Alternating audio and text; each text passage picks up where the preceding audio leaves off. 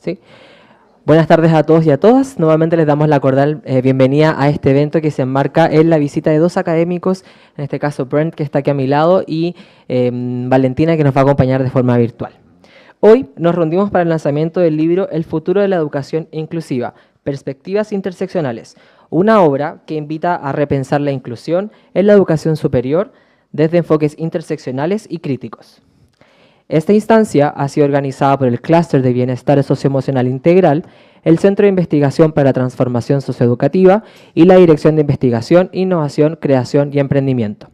Agradecemos su presencia y el interés por participar en esta conversación que busca abrir espacios de reflexión y colaboración. Ahora invitamos a la doctora Jimena Canelo, directora del Clúster del Bienestar Socioemocional Integral y además directora de Aseguramiento de la Calidad, para compartirnos unas palabras de saludo.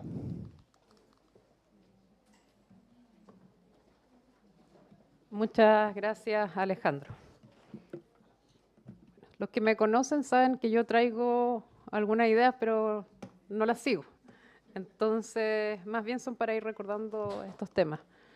En primer lugar, quisiera agradecer a todas y todas los que están aquí presentes en esta instancia que como institución nos llena de alegría y renueva el compromiso con estas temáticas tan importantes que son parte de nuestro sello identitario como universidad, que tiene que ver con la inclusión y la inclusión educativa principalmente. Agradecemos a nuestro rector, el doctor Galvarino Jorfré, a la decana de la Facultad de Ciencias de la Salud, a nuestros académicos y en especial a nuestros estudiantes, porque estos espacios son espacios dedicados para ustedes, son espacios para que ustedes además puedan vivenciar el contacto y la experiencia que como universidad también tenemos con otras instituciones de educación superior con las que queremos además aprovechar esta oportunidad para poder generar iniciativas de colaboración que redunden en un trabajo conjunto en pos de la solución de los problemas radicales, emergentes y urgentes que enfrentamos como sociedad. En el almuerzo estuvimos ahí con Brent conversando de países que al parecer son tan distintos como Estados Unidos y Chile, pero que hoy en día estamos atravesando por problemas similares, ¿no es cierto? El temor a la inmigración, los temas de justicia social, los temas de integración educativa, la crisis en la formación profesional de docentes.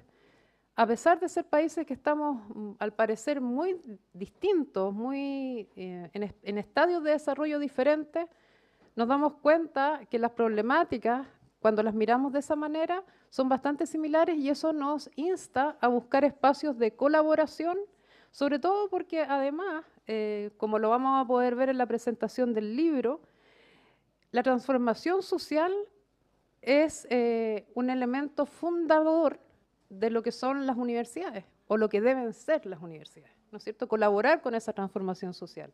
Y para una universidad como la Universidad Católica Silva Enríquez, el compromiso con la transformación social la entendemos en un marco en el que la inclusión no es solo una meta, no es algo a lo que queremos llegar, sino queremos transformarla en una práctica cotidiana que debe permear nuestras aulas, nuestras investigaciones y además nuestras relaciones.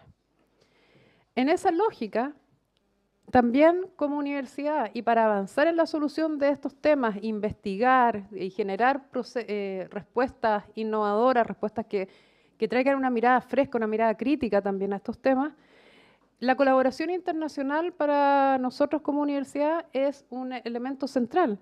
Y por eso, contar con académicos como el doctor Brent Elder y la doctora Valentina Migliarini también nos permite ampliar nuestras miradas, aprender de experiencias globales y fortalecer redes que enriquecen nuestro quehacer académico. Esto también es un muy buen ejemplo, el libro que vamos a ver hoy día, del trabajo interdisciplinario, porque según lo que yo he podido entender, y podemos aventurarnos a conocer un poco más a medida que se nos presente este texto, este libro es un fruto de un diálogo entre disciplinas, territorios y experiencias. Y esas son iniciativas que nosotros como institución valoramos en el trabajo que hacen nuestros centros de investigación, tanto el CITSE como el CISJU, lo que buscamos además desarrollar como desde la política de investigación, innovación, creación, pero también está en nuestro modelo educativo, el centrarnos en una formación que tenga distintas miradas para poder solucionar los problemas importantes de nuestra sociedad. También quería relevar la importancia del enfoque interseccional en la mirada de estos fenómenos. Pensar la inclusión de una perspectiva interseccional nos desafía a reconocer las múltiples formas de exclusión que viven estudiantes, comunidades, y a construir respuestas educativas más justas y contextualizadas. A veces miramos las cosas desde un solo lente, desde un solo ángulo, y la verdad es que el trabajar en pro de la inclusión implica que miramos los fenómenos con todas las intersecciones que afectan una situación de una persona, la edad, la etnia, ¿no es cierto?, el género, si tiene alguna discapacidad, etcétera, etcétera. Entonces tenemos que mirarlo de una manera más compleja y eso también es parte de la tarea que nosotros tenemos que asumir como institución de educación superior y como futuros profesionales. Y por último, esta es una invitación a nuestra comunidad académica. No solamente cuando hablamos de la comunidad académica nos estamos refiriendo a profesores, a profesoras, a investigadores, también a los estudiantes que son parte central de la academia. Los invitamos a aprovechar esta instancia para compartir sus propias líneas de trabajo, sus inquietudes, sus motivaciones, generar vínculos y seguir construyendo una universidad que aprenda, que dialoga y que transforma.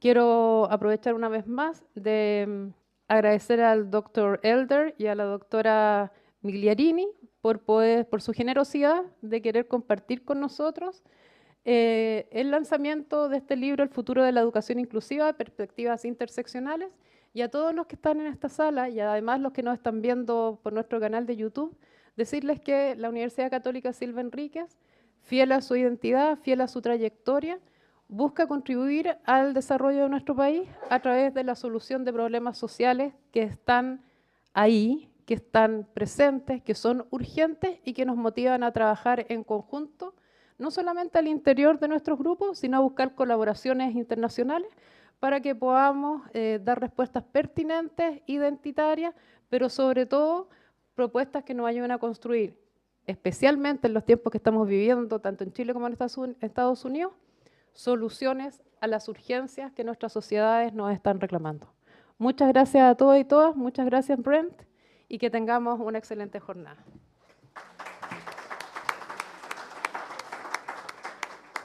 Agradecemos a la directora por sus palabras.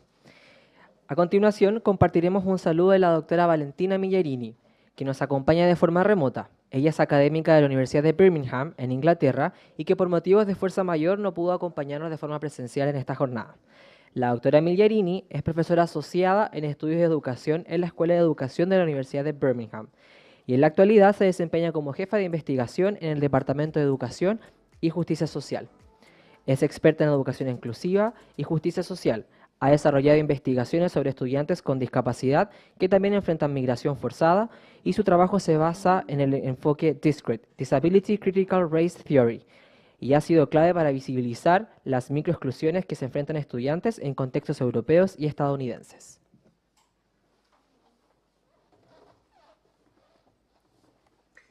Hola a todos. Hello everyone. Hola a todos. Hello everyone. I'm Dr. Valentina Migliarini, Associate Professor in Education Studies in the Department of Education and Social Justice at the University of Birmingham in the UK. I'm very sad to not be there in person with you to present the book to which I'm first author, but I'm sure that my colleague and favorite co-author Brent is going to make an incredible job. I think that we are at an historical and social moment where it seems crucial to rethink the ideas and the concepts and the definitions of inclusive education, expanding them towards more intersectional aspects and more intersectional understanding.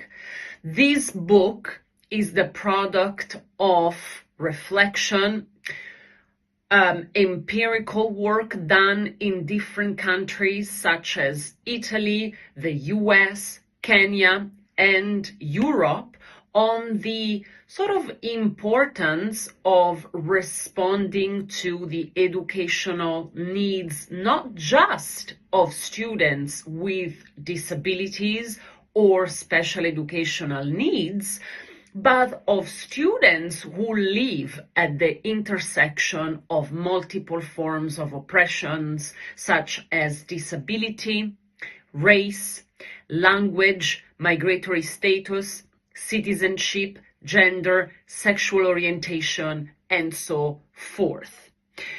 I am a big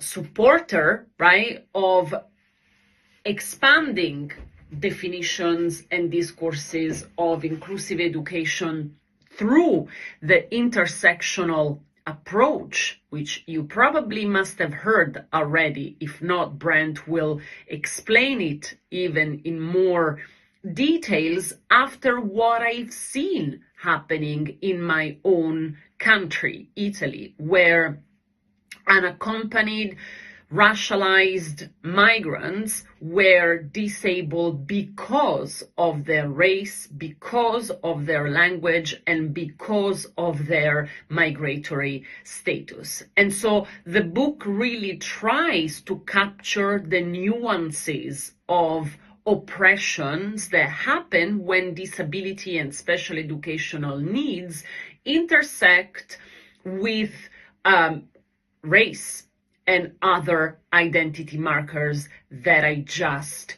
mentioned. And the intersectional approaches and epistemology gives us a critical lens to explain this intersection, to explain these nuances, right? Because we cannot really academically explain them focusing only on disability or on race or on one axis of oppression. And similarly, practitioners and teachers should mobilize, influenced by this epistemology, to transform schools, to transform educational spaces in more intersectional terms, so that students and students' needs are responded through a multiplicity of services. That means that if I have a disabled, migrant, racialized students, schools need to be transformed so that they can be supported for disability, for culture, for race, for language, and they should not be supported only for one of their identity markers, which is perceived as more needy from the teachers that are forming a relationship with them. I'm hoping that you are enjoying the presentations, and stay in touch. There is my email in the presentation, and if you have any questions, just reach out. Besos.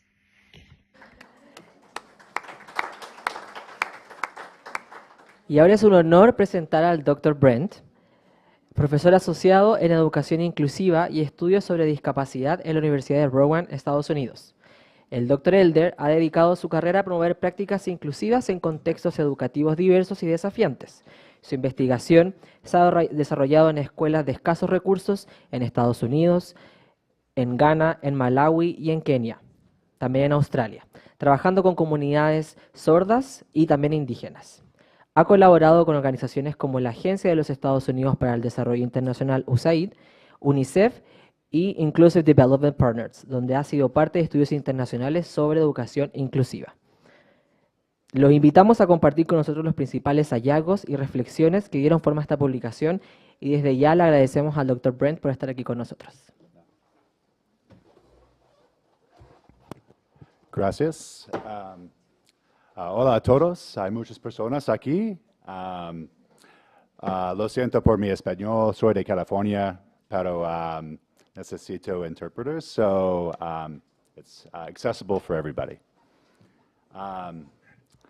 Buenos días y gracias por estar aquí.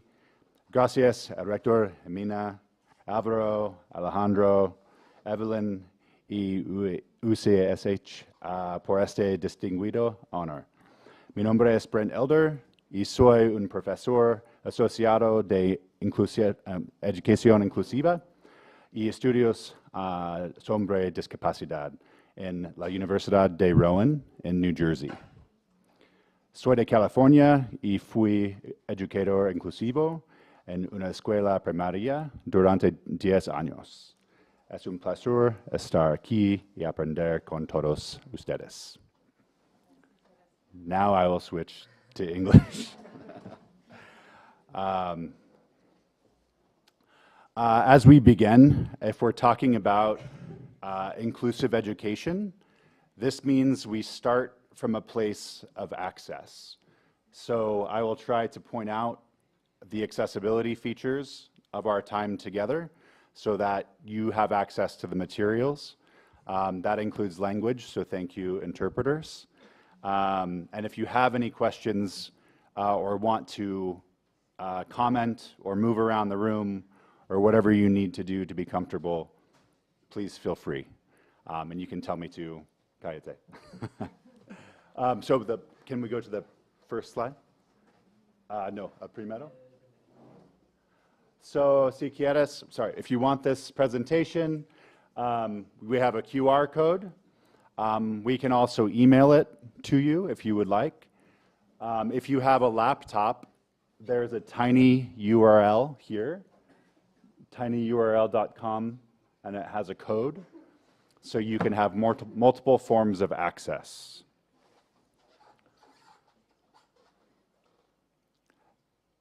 I'll wait just for a second. Oh, so people going back. And I think it's important to let you know what to anticipate.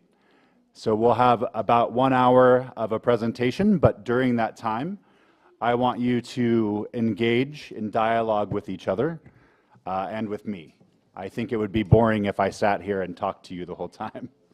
And then we are going to share out, and then we'll go as far as we can during our time together, and then we'll have a question and answer at the end. But you can feel free to engage or ask questions as we go. Valentina being from Italy, she's from Terni, and there is a strong connection between Italy and Chile. And so in her town of Terni, there's murals that represent connections to both Santiago and Valparaiso. I was just in Valparaiso last week. We were engaging at the Pontificia Catholica Universidad there. And it was really wonderful to have a connection with Valentina and Italy, and Chile. I know that the connections with the United States are complicated in Chile. So anyways, this is Valentina's personal connection, so I just wanted to share that. Also, if you would like to look at the book in person, it's right here. But also if you're interested in purchasing, or if you would like an electronic copy, you can reach out to me and I'd be happy to share. But this is the book here. And we were surprised, so I'll be talking about this book today, but Valentina and we edited a second book, and it was supposed to come out in December, but it came out 2 days ago. So yeah, thank you. So this is what the second book looks like, and it's about humanizing disability research and inclusive education in the Global South. And basically what this book is about is it's an opportunity for us to invite scholars from different countries around the world who are engaging in innovative and creative disability rights and inclusive education research. We have some, in this book is a chapter from Argentina, actually, on disabled mothers, and it was over like a 20-year study. So there's a lot of Latin American influence in this book.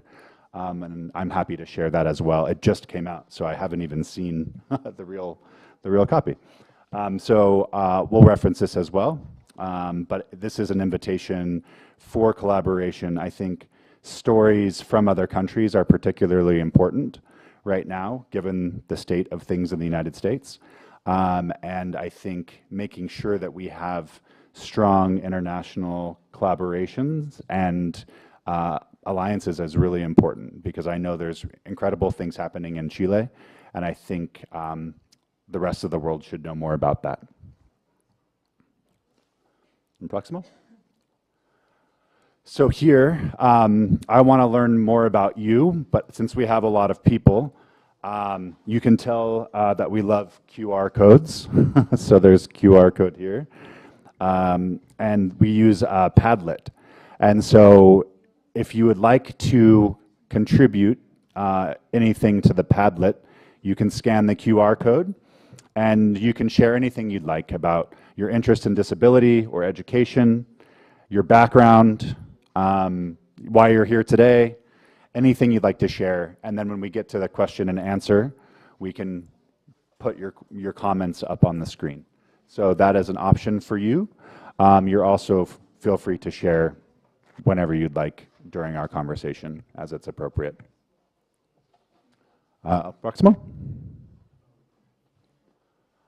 All right, so you learned a little bit about Valentina. I'll share a little bit about myself. I think if we are building inclusive spaces, we have to share personal aspects of our lives as well as learn from one another. And so this is what, in the book, we talk a lot about positionality. We have to share where we're coming from so that we offer that for feedback, for critique, and just to create inclusive spaces. And so for me, like I said, I'm from California.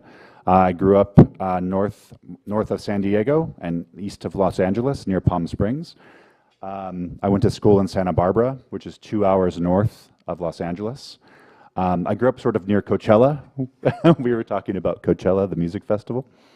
And I was a teacher. I started working at UC Santa Barbara, where I went to school. And I wasn't going to be a teacher. And I got a job because I needed a place where I could walk to work. I didn't have a car. And I worked at a place that gave me insurance, and it was a residential home for students with complicated disabilities. And it was kids from violent families in Los Angeles. And so it was a really interesting mix of students living away from their families, students with really complicated needs. And I hear that there's some of that going on in Chile as well. And I realized that there was a problem because our schools could not handle complex students with complicated backgrounds. And so I wanted to become a teacher so that we could change the systems to be more supportive of all students. At this school where I worked, I would see families dropping their kids off, and their kids didn't know that they were going to be living there. The families were really upset that this was their last option. And it's a really big problem. And it's not just a problem in the United States, it's a problem around the world. So that's what got me interested in inclusive education, because I've seen a very exclusive system that doesn't work for lots of families and lots of students. And I saw a lot of abuses happening to children. They were restrained, there were violence between students, there's a lot of structural violence going on. So I believe in the opposite. I want students to be included and with their families. So that led me, that's what led me to teaching. And then as I went to school, I taught at a public school for 10 years, where we created a fully inclusive program where all students belonged. And it wasn't just about disability, it was about race, ethnicity, language, country of origin. There was a lot of, inclusion was about a lot of different identities. And so that led me to really think about my own identities as a white, non-disabled academic. And I went to Syracuse University in New York to get my PhD. I'm gay, but I don't get read as gay. I pass as straight a lot. And so I get a lot of privilege for seemingly a majority. And so I come to you with all of these things. I speak mainly English, and I also work in deaf communities and use sign language as well. But that's about me, and I hope to learn more about you as we go through. So be thinking about my different identities and your identities as we come to this work together. Proximal? So I want to say that research relationships or writing relationships can happen when you have really fun people. And Valentina is very fun. We met at a conference, the American Educational Research Association conference in Toronto. This is a picture of when we first met. I knew her from Syracuse. She was famous just for being Valentina, but she has a lot of connections to Syracuse, where I went to do my PhD. And then here, we had a conference in Philadelphia, near where I live, and so she came and stayed with me. So us becoming friends and becoming researchers led to us having a lot of writing partnerships, and that's what I always look for when I develop research projects, is people that are interesting but fun and easy to work with and have a similar perspective on life. And so Valentina is definitely that, and we've developed a really fun relationship based on critical scholarship. Proximal. So this book, when we were writing the book, there was a lot of global issues happening. I know that there's always something evolving in the world, but it was COVID-19 in the United States during the first Trump presidency. There was an increase in blatant racism and anti-blackness, George Floyd, murders of black bodies. In the US, there's a lot of gun violence in schools, in universities. Everything felt really intense and felt very urgent. And then you throw on top of that disability and discrimination in schools and things that we really care about. And you have, continued global genocide. And so Valentina and I decided to take our past research that we've done separately and together and put them together in this book. And so you'll see, we can send the links maybe later. We have some literature that you can have for free. We'll pass it along. There are articles in English, but they're also represented in different ways in this book. And so we took our past experiences and kind of brought them together to think about what the US and other Western countries, Europe, UK, could learn from countries around the world and from diversity, looking at diversity as a strength. Proximal. And so we think that this book is important because it's rethinking special education, not thinking about it as special kids have to learn in a special classroom and do special things. I know that the goal is inclusion, but when you have migration and global forced migration and you have environmental catastrophes and violence, it makes inclusion more complicated, right? And it depends on the country, it depends on resources. And so we really wanted to challenge some of these systems in this book. And we wanted to cause good trouble, push back against these old systems, and have a deeper commitment to inclusive change. And that's where this global conversation comes in. And we think, we strongly believe that global collaboration strengthens everybody. The US, I know, has a strong history of disability rights, and maybe we need to learn a lot from other countries at the moment and moving forward. This is an opportunity for that dialogue. Proximal? All right, so when we talk about the intersections of this work, we're gonna have time to talk to one another about some of these ideas. What's wonderful about Valentina, she comes at this work with a very strong theoretical perspective. She uses disability critical race theory, or DisCrit, and that's the intersections of race and disability. We'll talk more about that. And she has a strong history of doing that work in the UK, in Europe, and she learned a lot about that on a Fulbright scholarship in the US. I did a Fulbright for my PhD in Kenya on community-based disability rights, sort of participatory research for sustained discussions on disability justice and inclusive education. So that's also present in this book as well. She's done work in Kansas. I've done work in Syracuse, New York. I've worked a lot with deaf communities in the US and around the world, so some of that's present here. And when people who are deaf interact with the US education system, I'm sure similar in Chile, there's a lot of complications. So one of the parts I bring to the work with Valentina is critical disability studies, CDS, which I'll explain more as we go through. And then I'm going to try to end with some practical applications of these ideas in schools that I assign for my students during my classes during the semester. And I think this is really about how we take strengths from the global south, things that are happening in countries in the world, to improve practices in places like the US.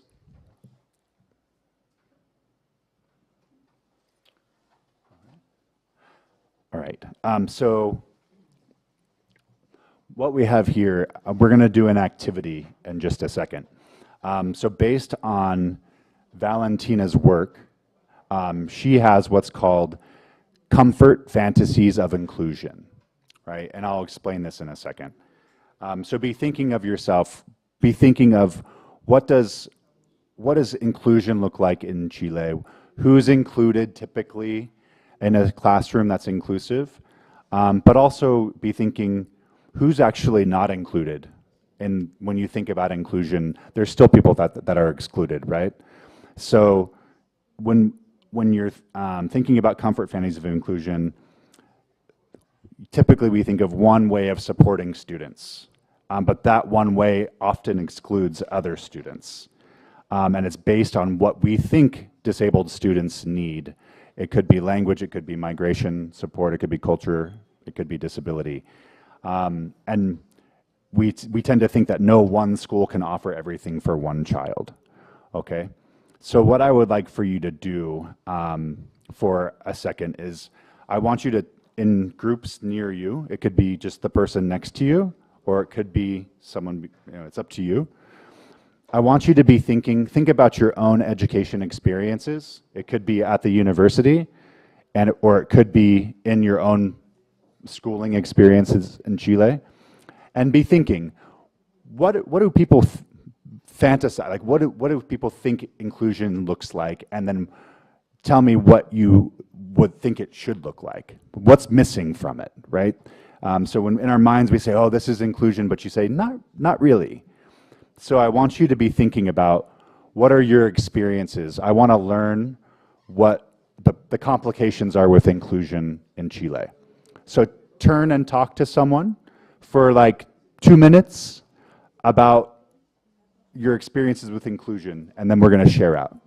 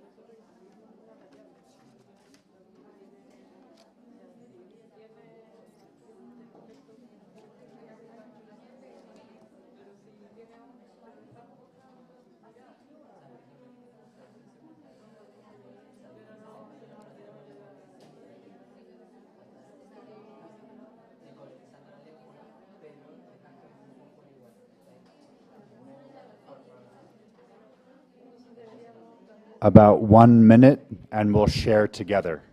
Please finish your conversations.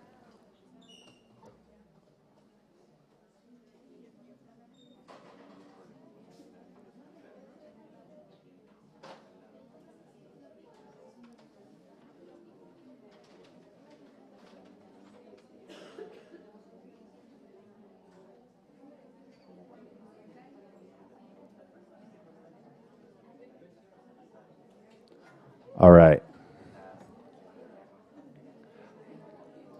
Let's come back together, please.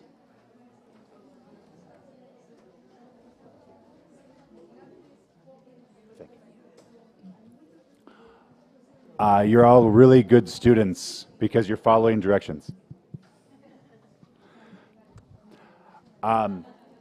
So let's, I want to hear from you. This is my chance to learn from you.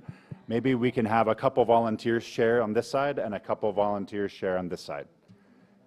We have a volunteer in the back? Perfect. Sure. ¿Se escucha? ¿Se escucha? Sí.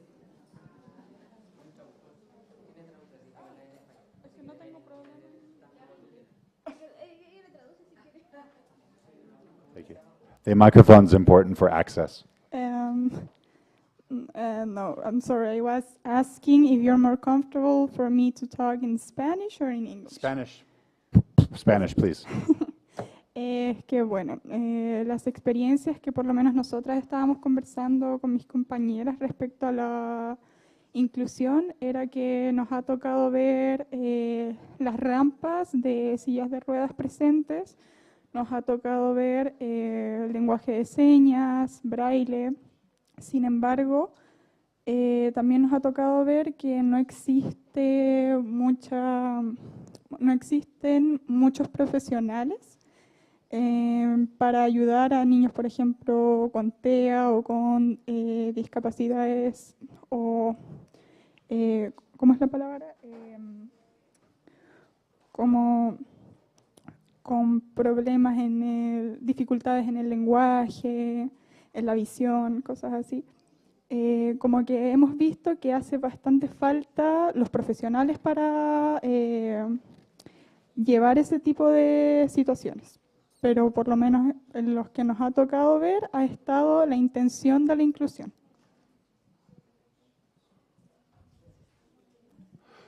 Thank you for that. I'm glad you mentioned ramps. Yesterday in Valparaiso, we did the same activity, and someone said, you know, schools will say, oh, we're inclusive. We have a ramp. Our room is accessible for a student with physical disabilities, and that's good. You also mentioned sign language or Braille, right? Sign language is really complicated because it's linguistic and it's cultural. And if you have a student who's deaf who doesn't have a trained interpreter in a classroom, that's really isolating, and that's language oppression. So it's not inclusion, right? And the World Federation of the Deaf has an exception for inclusion as well, because if you're not supported authentically with language, then you're excluded. You also mentioned if teachers aren't trained to support a true diversity of students,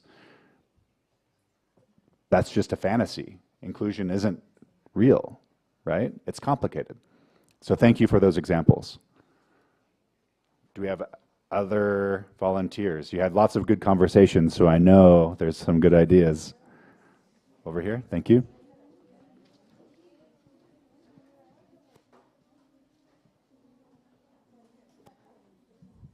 Hola, mi nombre es Jimena Sangüesa, yo trabajo en la Subsecretaría de Educación Parvularia del Ministerio de Educación, particularmente en la línea de inclusión y con harto foco en la ley de autismo. Y creo que del punto de vista como más estructural, a nivel de lo que han sido las políticas de Estado, la gran fantasía que tenemos es que la inclusión se resuelve a través de distintas ofertas programáticas que principalmente implican como inyectar recursos económicos. Por ejemplo, el primero de ellos, los proyectos de integración escolar, que si bien lograron, ¿no es cierto?, dotar a los establecimientos educativos de de profesionales de apoyo, principalmente a la inclusión de la discapacidad y las necesidades educativas especiales, como nuestro marco normativo lo acuña en estos momentos.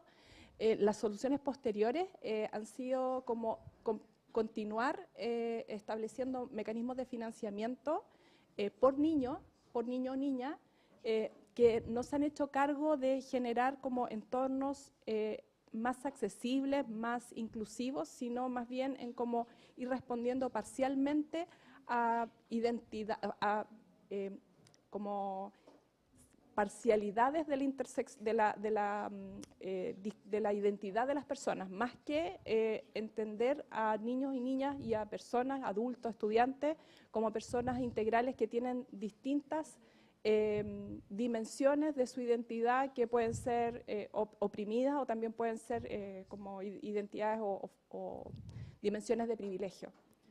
Entonces eso yo creo que es muy estructural, uno todavía lo ve en las conversaciones que tiene con las comunidades educativas, y hay poco, y ahí uno también, porque como estoy un poco también representando al ministerio en esto, no sé si hay poco de formación real de comunidad educativa y de cómo repensar la inclusión en este contexto. La intersección es algo que está dentro de la academia en Chile, dentro de las conversaciones que tenemos al interior del Ministerio de Educación, pero está a nivel como de una fantasía, no hemos logrado todavía como materializarla, los equipos no trabajan cohesionadamente para pensar que estas múltiples dimensiones de la identidad de una persona recaen en una sola persona y tenemos que pensar en cómo dar respuesta integral a esto. Thank you. So you said a lot of important things there. In the US, we have a similar idea of, we have this program in this inclusive school, we fixed it. And what if the student has a disability and is a migrant with linguistic needs? We don't know, we can't do both. And then maybe we don't have someone who understands the intersections of language and disability, or language is misunderstood as disability and it's complicated. And also, when you fit kids into programs, not tailor programs to kids, you start to move them into segregated spaces. So I work as a professor in residence at a local secondary school, middle school. I've been there for 10 years. And they still say, oh, this is our inclusion class. Because there's 2 teachers, there's a mix of kids with and without disabilities. But then they have a resource room. And those kids go back and forth, right? I think it's a similar thing in Chile. And then there's a third in New Jersey. It's a different name than in California, but it's called an MD room, multiply disabled. And those kids, we don't talk about inclusion for them. They're multiply disabled.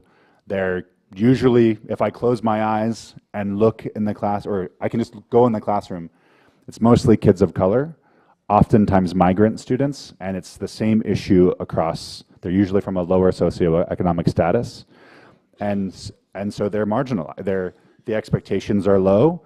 They're in a school that practices inclusion, but they're excluded. It's a fantasy, right? And we have been working on these issues for me in this one school for 10 years, and it's still, oh no, and they're doing a good, we are working on it, and I'm not disrespecting the work, but we still have segregated places that we call inclusion. And we have to, that's why I like to work in teacher education, because we have to work with teachers so that they understand these intersectional needs and to put them into practice. And that policy to practice is really complicated. It's hard. It takes a lot of collaboration. There's someone else had maybe one more? Yeah, here. Hola, acá Ana María desde la Facultad de Salud, de Enfermería. También apoyando lo que dice Jimena, efectivamente el PIE, el Programa de Integración Escolar, no es inclusivo como tal. ¿Qué pasa? Los sacan a una sala con los profesionales externos que tienen, que son fonoaudiólogos, terapeutas ocupacionales, de esa otra línea en el fondo, y no existe un trabajo inclusivo en sala con los niños. El tema sucede que aquí la progresión de la enseñanza primaria, que es la básica para nosotros, hacia la secundaria el cambio es más fácil, pero cuando llegan a la universidad es el problema. Y ahí es donde nosotros no tenemos ni como equipo académico las herramientas ni los profesionales que también deberíamos contar, pensando en que el educador diferencial, el psicopedagogo, debería también estar presente en este nivel. Esa es como la brecha más tremenda que nos enfrentamos ahora, porque finalmente no tenemos una capacitación formal como tal, como docentes, como académicos, y tenemos que hacernos cargo de la formación de estos estudiantes. Aparte, los estudiantes que son sordos, que son ciegos, que ahí sí hemos hecho algunos ajustes muy propios nuestros desde la voluntad muchas veces. No con un programa formal desde la dirección de docencia, por ejemplo, o desde algo que venga emanado de una política. Eso es como el comentario que no, o sea, eso es como lo que le comentaría yo, lo que nos sucede a nosotros, y quizás a las facultades también les pasa lo mismo en otras escuelas. Eso. Thank you. I also appreciate medical professionals and nurses here because there's a lot to learn from inclusion and medicine and making it more person-centered. So you mentioned PIE. We had that discussion yesterday in Valparaiso, and they were saying the younger the students, it's easier sort of to keep them included, and then as the students grow up, there's a gap. And then that continues, inclusion gets harder and more complicated and abstract when you get to a university. Because the concepts, professors, same in my university, you know, I work in a disability studies oriented department, so we have a lot of people who do a good job with this.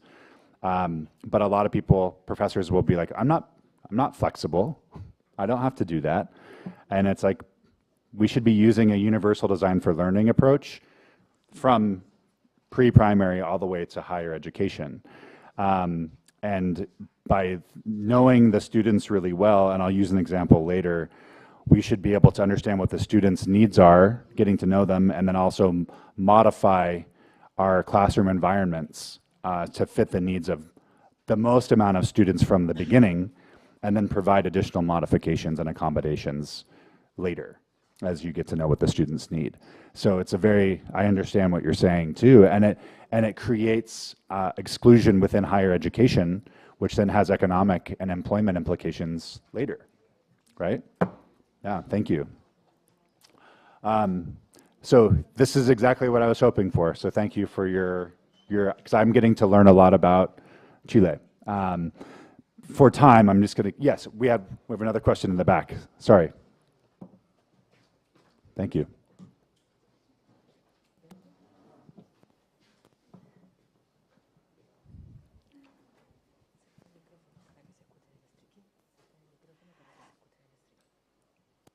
Mi nombre es Magali Spech, soy profesora de educación diferencial. Y reflexionaba en relación a lo que han compartido acá. Yo que llevo más de 40 años trabajando en el área, y me preguntaba en realidad como una interrogante que tiene que ver cómo desaprender al capacitismo. Y pensaba que efectivamente uno habla de los apoyos, de los profesionales, de las leyes, de las políticas públicas, que a todo esto, bueno, igual hay una actualización de muchos decretos actualmente. Sin embargo, creo que eso pasa primero por la persona, de un cambio de lo que uno dice, de lo que uno hace, y de lo que uno piensa. Y en ese sentido nuestra sociedad tiene teóricamente la inclusión, pero falta mucho en la práctica. Creo que hay que pensar en reconocer a la otra persona, y en este caso cualquier condición o discapacidad o neurodivergencia, como una persona, como un otro digno, que tiene derechos en todos los ámbitos, como una persona que puede potenciar o que puede avanzar, ¿cierto?, sin límites. Una persona que si requiere ayuda, nos va a pedir, no que nosotros, ¿cierto?, lo sobreprotejamos. Y por supuesto que ser paciente. Eso quería compartir. Thank you, and I appreciate you working in the field and sharing your 40 years of experience with us. You mentioned important things, what we say, how we say it, and how we think about students matters. If we say, oh, this student can't do this or this student can't do that, it's very deficit, it's very negative. And we hear that all the time. It's a medicalized issue. The problem is in the student. We have to fix them, right? Rather than saying the student can't do this, we want to say, this is what the student needs in order to be successful. And if we understand that we as teachers have the responsibility to support students differently, then it is not a problem of the student being different, it's a problem of teachers. It's a problem of understanding that these students are not broken. The system does not support them. And so I think moving from a deficit perspective to a strength-based perspective is important, and I have examples, so I'm glad you brought that up. And then moving from a labels perspective to a needs perspective. Students have different needs depending on what's happening. I need to have an interpreter because I'm not fluent in Spanish, but I'm fluent in English, so I don't need that in a different context, right? So things change, and that's and we need teachers to show what that looks like in practice in real ways. And I have examples that I hope we can get to as a practical activity about what you just mentioned. All right. Thank you. That was really good. So if we can move, La próxima. All right. So moving through comfort fantasies, I'm glad to learn about the Chilean context. It isn't about US or Chile. It's about understanding disability differently, no matter where you are. And I think learning from communities that support students, disabled students effectively, is one way we can incorporate that into schools. Asking families what works best for them, asking students themselves what they need to have that support, and also be thinking about how students with their multiple identities are being excluded from school. Are they excluded because disability, race, ethnicity, language, poverty? So there's a lot of complications that keep students out of schools. So we have to keep this intersectional lens while thinking about them in strength-based ways. So next slide, please. So in our book, what we talk about is rejecting these ideas and saying we need to be honest about what's happening and what's not happening. And we talk a lot about racism and ableism, and we're going to be talking about those two terms coming up here in a second. And then those two issues are global. You know, racism and ableism happen. Disability is the biggest minority in the world and intersects with every other marker of identity. And you don't have a choice. Disability is a part of everything in our lives. And so understanding that and then engaging disabled communities in this work and in these dialogues is really important for bridging policy and practice. We need disabled people making policy, and we need disabled teachers, and we need disabled students influencing how we implement inclusion in schools. And that's what we'll talk about next. All right. So if we can go to the next slide, please. Yes. So this is where we have a variety of people in the room and a variety of probably understandings of some complicated terms. So we will talk about these terms and we'll have more dialogue here. Next one. So in the US, we call it ableism. And ableism is when a society values one type of person over another, right? And what that society values depends on where you are, right? Chile has a different set of values, different ideas of beauty or masculinity or disability or whatever. And and every location is a little bit different about how bodies and minds are supposed to work. It's the idea that being normal is like being smart or tall or attractive, or being productive. You know, your body has to work right in order for you to make money and be smart, right? And you have to be fit. And these ideas come from unfair ideas about sexism, the way women's bodies should work and look, right? It's how the impact of colonialism, controlling people, controlling bodies, controlling minds. And this creates standards that people are judged by in society. It's how people shape what they value with how they look, how they speak, how they act, how they live. And ableism isn't just about disability. If you are perceived to be not normal, you know, all the normal people are here, and if you are on the edges of normal, you get judged, or you could face discrimination, or you could face exclusion, right? Or imprisonment, or lots of other things, right? So ableism is about perceptions of what people think is normal. And so what we're asking you to do is to reject that idea that there's one way to be pretty, or one way to be smart, or one way to move your body, or to be thinking, right? Or how you use your mind. And so that's a foundational aspect, we believe, of thinking intersectionally and valuing all types of bodies and minds and ways of being in the world. And so I'm going to have you do another discussion. So here are some questions I want you to think about related to ableism. And I want you to, again, you can talk to the same people. You can move around the room if you want, depending on your preference.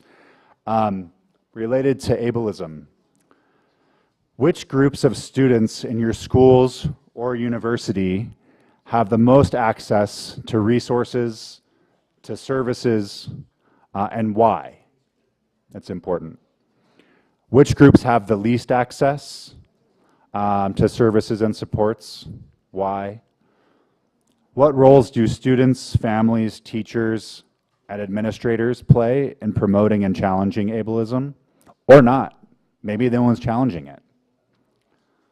And what changes can be made in your own school to reject this oppression of non-normative bodies? So you can answer one of these, you can just think about it, but go ahead and have a discussion for a couple minutes, and we'll share out some ideas about ableism as a group.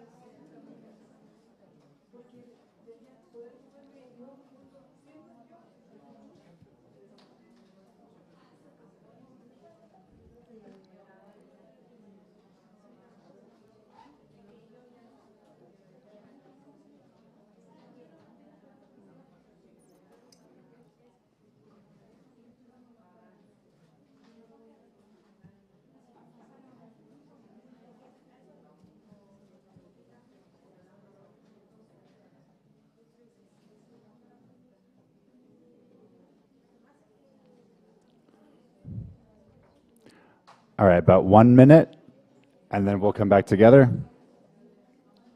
And I'm going to ask you to share again.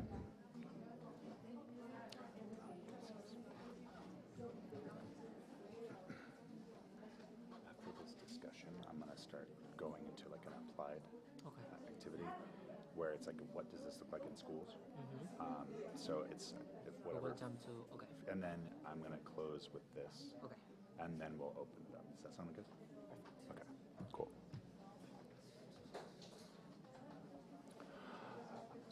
Okay. Thanks again for engaging in dialogue. It's important, so I'm not just talking at you. And I'm learning a lot from this discussion, so thank you. All right. So what does this look like in your schools? What are your experiences with ableism at this institution, in your own educational experiences? What did you share with someone? Thank you. Cerca el micrófono, ¿me oye? ¿Se escucha? ¿Se escucha? Sí.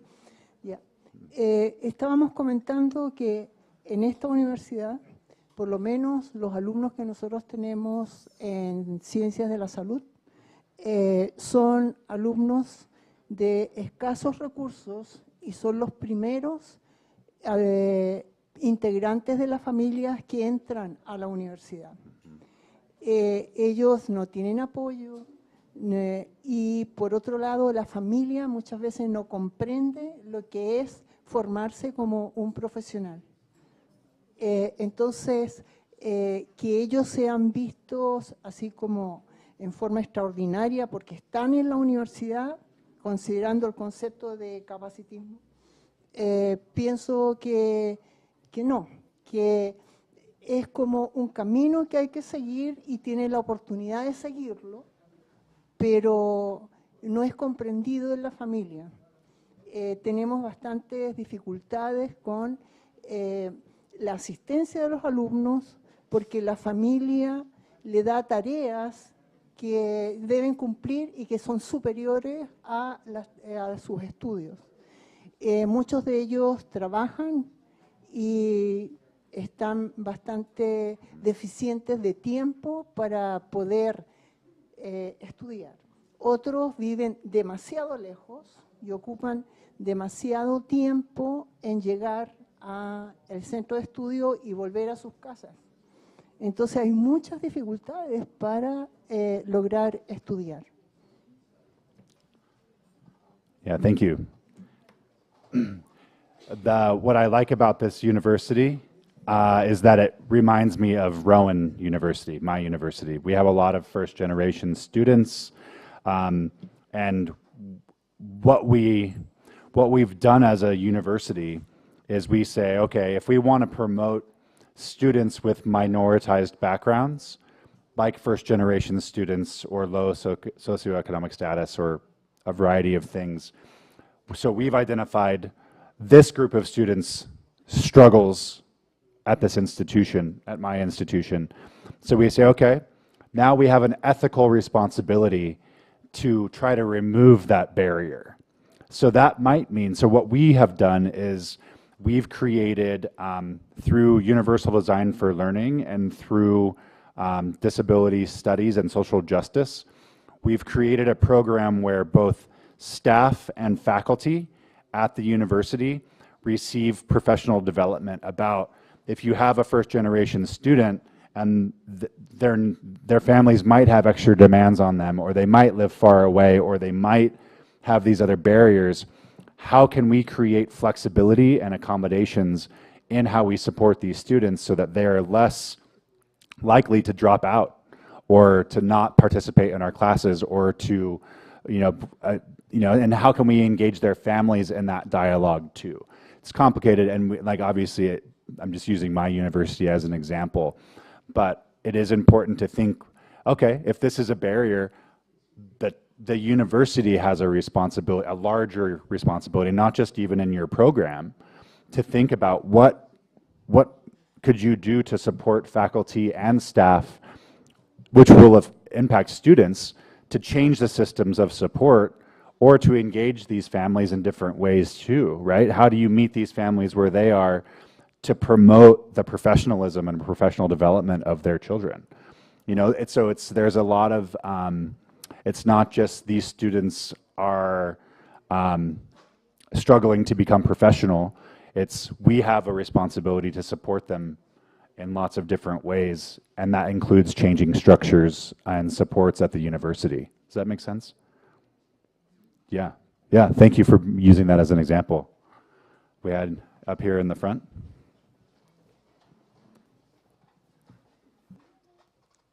Hola, mi nombre es Estefania. Soy estudiante de cuarto año de Pedagogía en Educación Diferencial. Y bueno, como persona, como mujer que he vivido la discapacidad toda mi vida en primera persona, puedo decir que una de las mejores formas de romper con el capacitismo es vincularte con esa diferencia, pero vincularte de verdad, o sea, no verlo por televisión. O sea, a mí me ha pasado que gente me ha dicho, es que yo no conozco, como antes de conocerte a ti, yo no conocía a ninguna otra persona con discapacidad en mi vida. Y yo así como, ya, como genial por ti, así como genial que te sirva. Como. Pero cuando tú aprendes a ver otra realidad y ver que también es una forma válida de vivir, como lo dejas de ver como algo externo.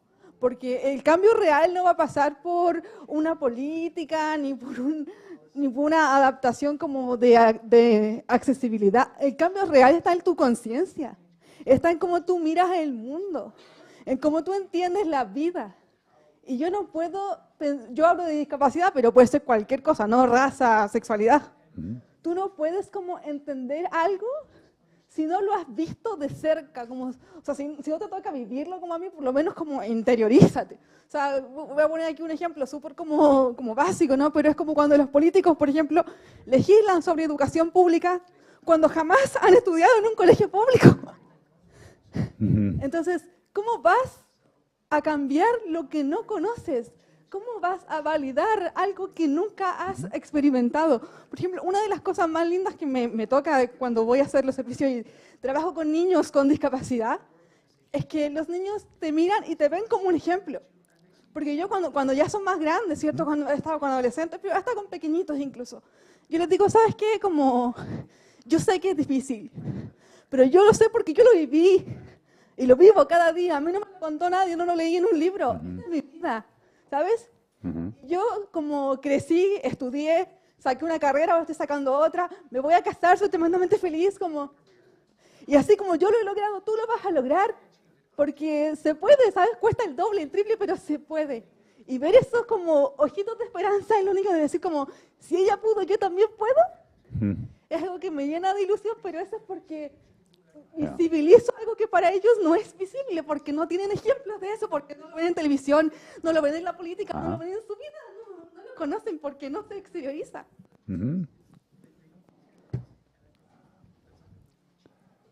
Yeah, thank you. A powerful example, right? What you're talking about is you have lived experience. Disabled women like you aren't supposed to be in places like this. You're not supposed to have access to education. You're not supposed to be a teacher because no one is supposed to expect anything from you. And that's why you've had to work 3 times harder. That's not fair. It's not equitable, but you've done it. And the path shouldn't be you overcoming these barriers. The path should be people should be removing those barriers so that representation of disabled women and disabled minorities are normal in schools. That should be the thing that we are striving for, right? Representation really matters. And also the idea of disability as diversity, right? Disability is a wonderful form of diversity, and it connects with every single other identity marker that exists. Disability is everywhere, and it's beautiful. And it is complicated and can be challenging because society is not made for diversity like that. The tragedy, this is a quote from Judy Heumann, Heumann. She passed away a couple years ago, a big disability rights advocate. The tragedy is not disability. The tragedy of disability is how unsupported it is in society, right? you encounter all these barriers because society and schools and universities and everything else are not made for you. And so fundamentally, you being here is really important, and you shouldn't be the only woman with a physical disability in here. Or, there might be others, and we have to presume that there's visible disabilities, invisible disabilities, and disabilities that come and go depending on the day. So yeah, I appreciate that. Thanks for sharing. Yeah. Ableism is a lot to think about, huh? Is there anyone else that would like to comment on this? I know we never have enough time, but I want us to get to a practical aspect of what we're talking about so that you can at least see what some ideas might look like in practice. Any other comments? Good? Okay. So we're going to skip, this always happens to me, I always have too much I want to share. And if Valentina was here, there would be even more hand movements and passion. So right now, I'm teaching undergraduates. They're getting they're getting credentials for special education and inclusive education, elementary. So they can be a co-teacher in a kindergarten through grade 6 class as the general education teacher, or they could be the special education teacher from pre-K up to 21. So it's called dual certification. And the program is rooted in social justice, in disability studies, removing of barriers, celebrating disability, but really understanding it's a social justice issue. Yes, we want to practice inclusion, but we have to understand that if we don't include students, those students can be marginalized, abused, incarcerated, murdered, live in poverty. Those are very real issues. And so we have to be thinking about it as a social justice issue. And so that's what, so my students in my undergraduate class right now, they get a lot of this information from our program about social justice and disability justice. And so what they do, I give them a series of field tasks. This is field task 1. They just turned in their field task 5 when I was flying here, so they're probably sick of my field tasks. But this field task is what they do as student teachers in the field. And they choose a student who is multiply marginalized, and they have to identify ways to support that student to build better inclusive practices for that student, for their families, for the school. And this is what's called a person-centered plan, PCP, or making action plans. We call it a MAP, a MAPO. And we want to center, we want to get to know who's not just a label. They're not just a deficit or a behavior problem or a disability. So we ask questions to the student and their families really early, and we say, what's your story? You take time to get to know them. What's the dream, so you know where you want to go? What's the nightmare, so you know where you don't want to go? You want to ask questions about who they are, what they like, so you can infuse all of those things into their school activities. And then what are their needs? Students have a lot of needs, not just things that they're good at, they have things they need. And then we say, what are you going to do next week? What's the plan? What are you doing next month? What are you doing next in 2 months? What am I going to do in 6 months? And you create a plan.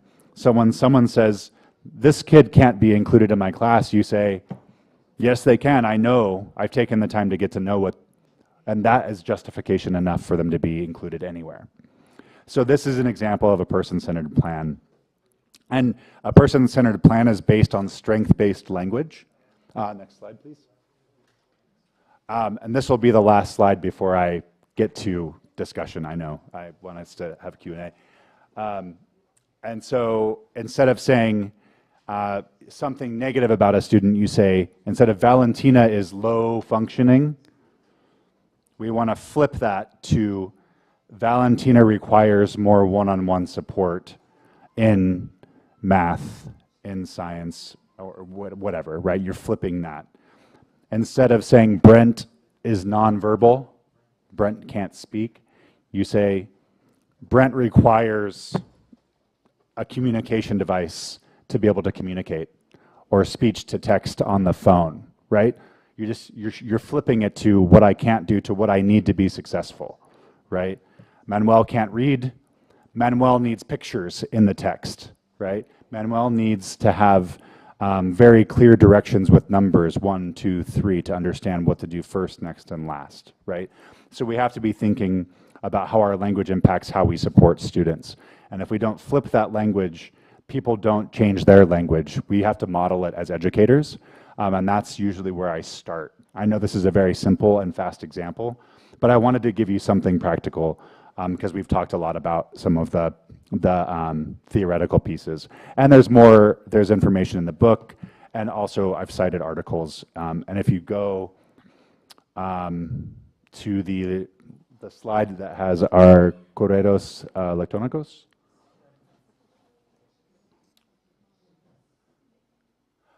this is our information if you want to stay in touch. I can also, at the end of this presentation, there's references for articles, and I'm happy to share if you can't access. I'm more than happy to share this information so you have access. It's in English, but you can also get it translated through free software as well. I know we're at time, but I hope to continue this conversation with question and answer and coffee. Is that correct? So thank you for your engagement and your time today.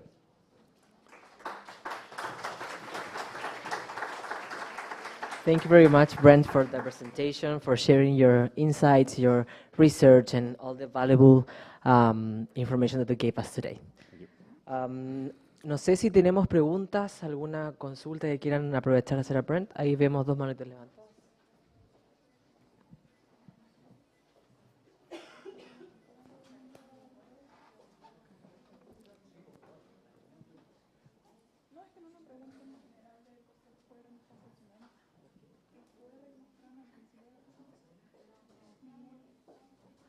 Nos informan que los QR no están funcionando. Los vamos a, si se inscribieron afuera, les podemos hacer llegar toda la información de la presentación. Thank you. I'll make sure that you can access. Nice to hear you. Thank you very much. ¿Cómo la formación inicial docente se puede volcar más allá de atender la inclusión, es atender a la diversidad en lo global y en lo local, teniendo en cuenta también esta trayectoria formativa que va más allá de una formación situada, sino también la trayectoria formativa que pasa la persona en la primera infancia, luego la educación secundaria y posteriormente educación superior, y que no olvidamos de las transiciones, ¿cierto?, especialmente a las personas con discapacidad o alguna neurodivergencia, posteriormente al mundo del trabajo.